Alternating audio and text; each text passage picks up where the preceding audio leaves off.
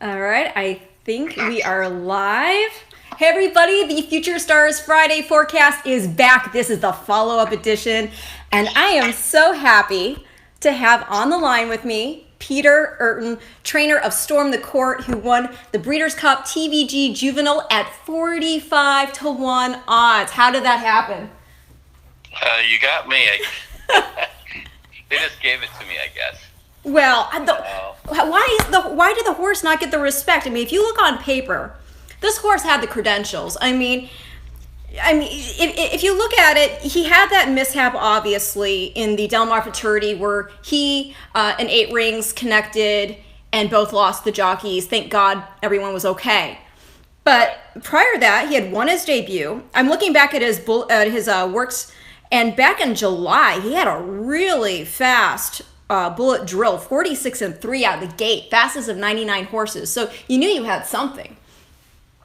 He's always been a very good workhorse. He's always done what he needed to do, what you wanted him to do.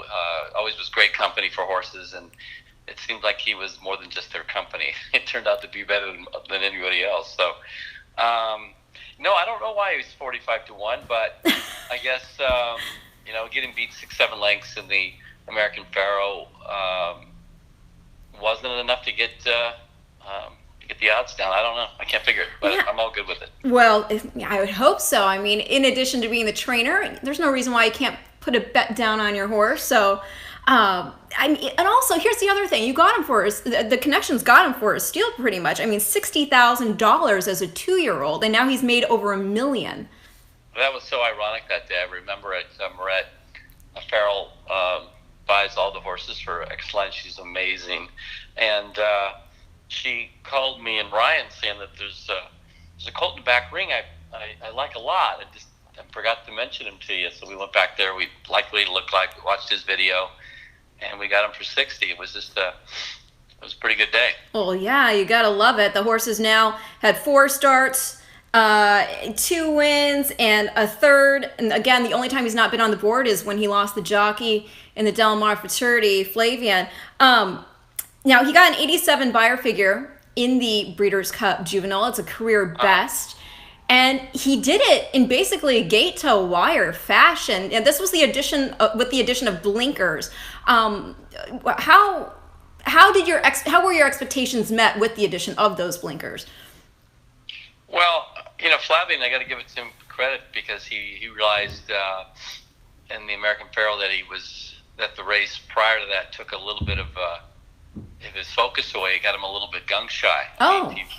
So going into the first turn and then the American Pharoah, he was kind of looking around and he kind of lost position, lost focus. And so what we tried to do is just find if they would help. So second and third works prior to the Breeders' Cup, he looked like he was more into it. We put him in company. In fact, I think you saw a couple of the works on video with XB, and they probably didn't look great, but the purpose was to settle him back and see how aggressive he would get. And as you can see in his works, he was very relaxed with them on, but he still was able to do what he had to do. Well, it's exciting not only I mean, obviously you had faith in your horse to put him in the Breeders' Cup in the first place. But it's nice to see that not only was the faith rewarded, but I always do enjoy when the horse who wins has Breeders' Cup credentials. And being the petty geek, I would be remiss if I didn't talk a little bit about this horse's pedigree. He's a son of Court Vision. Court Vision himself is a Breeders' Cup champion. He won the 2011 mile. And then this dam out of My Tejano Storm, that's his mother. Her sire, Right. Tejano Run, he was in the Breeders' Cup Juvenile. He was third. This was back in 1994. And then he went on to run second in the Kentucky Derby to Thunder Gulch in 95. So, I mean, obviously you've got this winner, and you've got credentials here. Not only do you have a horse who's run well in the Derby in the pedigree in Tejano Run, but also, if you go further into this pedigree, one of the cool things about Court Vision, by the way, I should mention this. Not only is he a Breeders' Cup champion, he's by Gulch, a champion himself. But he was a turf horse, though. I mean, Yeah. He did start out on dirt. Yes. But he won the Breeders' Cup mile turf, right? Yes. It was on the turf. But the thing that's really interesting about him is not only is he by Gulch, who has credentialed as well, a champion. But Core Vision is out of a full sister to Summer Squall and a half to AP Indy. So you've got Weekend Surprise and their Weekend Surprise by Secretariat. So you've got more incentive to hopefully you'll be sniffing some roses in May. I mean, what's it like? This horse now tops the leaderboard for the Kentucky Derby at 22 points. I know we're still a ways away, and a lot of people, you ask them that question, they go, oh, right now the horse is bubble wrapped. We'll get there when we get there. But it's got to be fun to hope, right? Oh, no, it's a tremendous amount of fun to be hoping here. I mean, we've already kind of don't have the schedule mapped out by any means, just kind of enjoying whatever brings us and trying to get him, let him put some weight on. He's grown so much.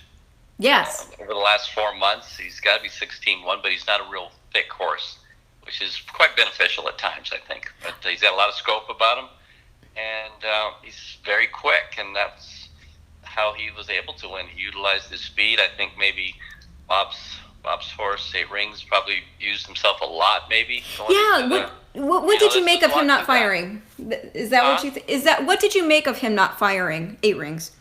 Well, we didn't run our strongest race in the American Pharoah. We actually run probably at 85%, maybe just looking around this and didn't take a lot out of us, where 8 Rings ran a huge race. Yes. Sometimes it's hard for 2-year-olds to fire back that quick, much less an older horse too. But a young 2-year-old, you'll see them run numbers up high, and it may knock them back a race or two. And trust me, they'll come back.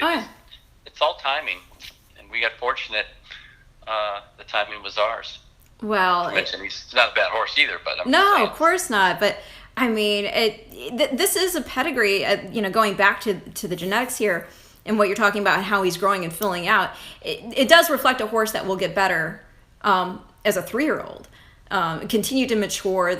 We see a lot of horses come out early in the year as 2-year-olds, and they win races, and then the rest of their peers catch up to them and then eclipse them.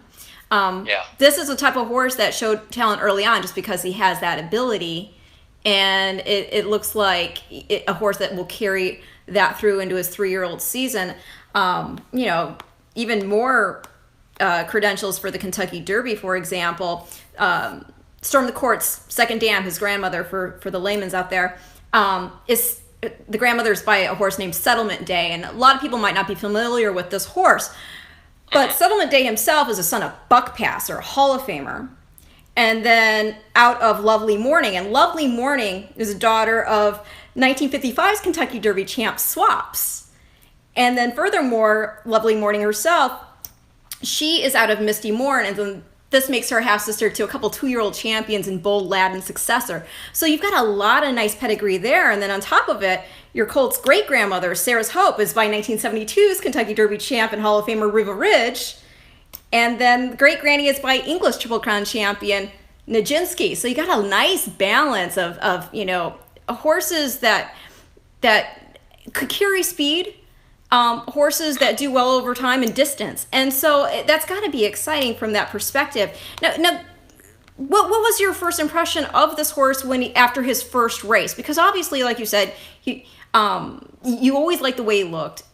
Just how encouraged were you that, wow, this is a horse that we could really point toward the big dance in November?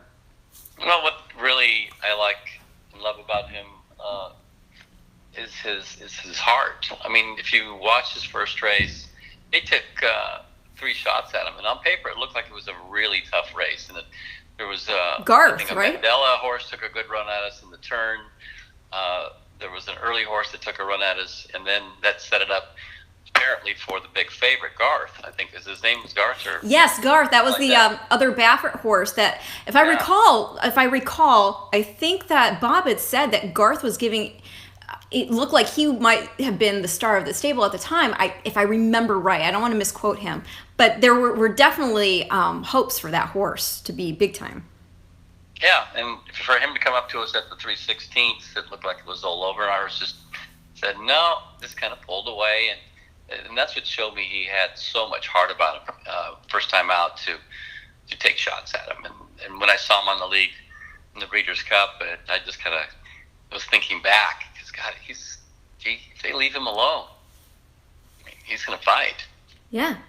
Well, sure enough. Well, this is a question then. I mean, now that he's, stretched out and with the addition of the blinkers and shown the ability to win the lead, obviously he's coming off from a little just off it, when he shortened up in sprint distance, with that debut. Do you think this is a horse that's going to be versatile in terms of his running style? Do you feel he would do his best running on the front end? I sure hope so. I mean, I have to think so, but obviously we're going to have to let that play out and find out. We'll never take him back, that's for sure, but there's always somebody. If you've been training horses long enough, you'll know there's always somebody faster than you.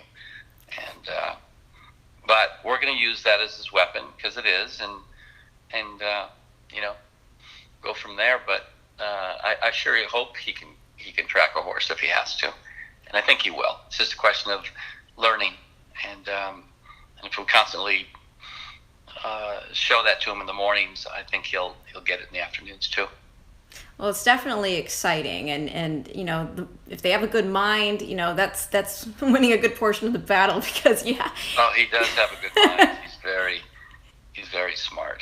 Well, that's great to hear. And you are too. I mean, this isn't the first juvenile that you've gotten into the Breeders' Cup winner's circle. Of course, in 2016, you won the Breeders' Cup Juvenile Fillies with Champagne Room, and you came mighty close with Wee Miss Frankie, who got third back in 2011. What is this? Is there a secret to getting different from, preparing an older horse with these young horses and getting them just right to perform on such a big stage? No, it's having the opportunity to get them first. I mean, it's huge. A filly like Wee Miss Frankie, she was utterly talented. I think it's just she didn't stay healthy, but getting her there, she just showed immediate talent from the beginning. And obviously, Champagne Room, her speed was her big thing. Didn't really know if you'd go that far from what a lot of guys thought, but there's another, horses for courses kind of a thing. But she was a champion and she deserved it, and she did it on the big stage. And I hopefully treat Storm DeCourt the same way, because he's going to do special things later on too. Well, what are your plans from right now? He's just chilling, right? He didn't miss much time. I didn't. We tack walked him maybe about 10 days. Oh, okay. And then now we've been jogging him, so he's getting pretty frisky. I probably would, in a perfect world, get his first work into him maybe in the middle of December. Okay. Something like that, and try and look on a 6-week plan to have something around into the first week of February. Like Robert B. Lewis? That would be something interesting. I mean, to ship him, I don't really want to think about right the purse more so than I do the getting the experience, and then the lack of taking a lot out of him. I want him to be peaked, obviously, in the first Saturday in May. Yes. So we'll have to see. Of course. So, let's talk about the fact that, going back in your own career, back in the late 70s, early 80s, you were actually a jockey, right? Yeah, not a very good one, maybe, but yeah. How in the world? Okay, look, I grew up on a horse farm. I showed horses, but actually getting up on a racehorse, being in that position and having all that power underneath you, I think it takes a special brand of brave to be able to do that. Where does that come from for you? You really don't think about it. I swear, as a young kid, you really don't have a lot of fear in you. Yeah. I guess as you get older, you may start to think too much when you've had success and maybe a few dollars. But at that time, when I was 16, 17, 18, 19, my dad was such a big fan of horse racing, and I think he had a big influence on me. He wanted me to, took me to the races, and I loved it. But more importantly, I think I wanted to do it for him at the time, because I didn't know any different one way or the other. But once I got involved in it, I loved it. But I thought for me to really enjoy it was probably to be more hands-on, and I think there's a lot more satisfaction in training them than there is riding them. But that's just me. I'm sure everybody has a different point of view. But yeah, my dad was a big influence on me. Oh, well, you went on And was it in '85 you took out your trainer's license? It was. Steve Ippolito, my stepfather, actually was a trainer himself. He married my mom, and I met him when I was 16, and so I learned a lot working around with Steve. Steve was a very talented horseman, and so I got to pick his brain a lot. So that helped me out quite a bit. You always look back and you see what older people were influential in a lot of things you do, and Steve was very much so. Oh, wow. Well, I mean, you've won over 600 races now. Your horses have won an amassed over $32 million. When you look back on your career, did you think when you first started that you'd be in a position where you'd be winning some of the biggest races in the sport? Or was it something you were just hoping to have fun with? I really hope so, but at the time, for the first, I think, until 2010 or 11, I think I was just mostly dealing with claiming horses, which was very satisfying. It was fun. I mean, it was a win's a win. Just going down there feels as much fun going down there with the cheaper horses as it does the expensive one, but not really. I just accepted the way it was, and but I'm having so much fun now with the younger horses. It's a lot of joy. Well, I would be remiss if I did not bring up another pedigree aspect, and that is you being the sire of somebody I consider, an amazing ambassador for racing. And I'm talking, of course, about your daughter, Brittany. She was, she showed me a photo a long time ago. It was of her as a little girl with you and Lafitte Pincaid in the paddock. So she's so she's grown up. It must feel so, like, for example, I grew up with my parents, and it was my mother who really instilled the love of racing in me, and it was her father, and for her it was her father. And so when you look at the fact that now your daughter is basically in a position where she is serving as an ambassador for the sport that you've dedicated so much of your life to, and somebody that we love and celebrate because she does come, she comes at it so with such a genuine passion. How does that feel for you? It feels awesome. I mean, I couldn't be more proud of her, because there is so much passion. That's real. Yes. There's no BS about it. She is in it 100%. She gets involved in everything. I am horse racing. Yeah, I am horse racing. I mean, she's just thrown herself into this business. That's it takes up a lot of her daily thoughts, and she's just doing an amazing job. Me and my wife are so very proud of her. Oh, the work ethic is amazing, and just to have her there covering the sports world championships, and you win, and it makes mainstream news. I mean, what was the talk around the table that night? Well, for me, it's not going to get any better than that. I don't care. I don't see how it could ever get any better than that day. With her there, and watching that video of her, watching them come down the stretch was just, I've got that in my vault, so I can bring that up anytime I want. Oh, I love it. Well, okay, so I have to ask this too. I learned the program, roll up, smack, and stomp from my mom. Where did Brittany learn her right hook? Because that's pretty vicious. Program right thing. Yeah, when you're cheering on a horse. Oh, yeah. I've got that program rolled up, and I'm smacking it and stomping my foot when I'm cheering on a horse. And Brittany, she's like shadow boxing. She could take someone out. That's all her. I don't do that. Yeah. I mean, her mother doesn't. That's her own thing. I love it. Cute as hell. I love it. It's so much fun. And tell her, because I'm sure, after anybody wins a big, sporting event, you go to Disney, right? I'm a Disney freak too. If you guys have a Disneyland trip lined up, let me know. I'll go ride some rides with Brittany. Oh, we'd love that. We'll go there. We'll stay the night. Oh, no, it's so much fun. You go to the Wilderness Lodge and all that stuff. Oh, no, for sure. Yeah. For sure. We're actually going to Disney World for Christmas, so Disney World, is that right? Yes, yeah, I love going and staying there. It's a fun time. It always makes me feel like a winner. But well, here you don't have to travel but 30 minutes. It's much easier just to go here local. Well, it's true, but my parents live in Florida. Oh, there you go. Yeah, so it makes it all fit. We get in the Disney trip, we get in the parents trip, head into 100%. Ocala, all that good stuff. But There you go. So I just got to, again, thank you for your time. And is there any, I always like picking a trainer's brain, because before I let you go, I always like finding out from, people have been in this business and they're looking at these racehorses day in, day out. Throughout your career, what do you think the best piece of advice you ever got that you still utilize to this day has been? Oh, that's a really good question. Probably just work hard. I mean, I hear that from so many people. My dad,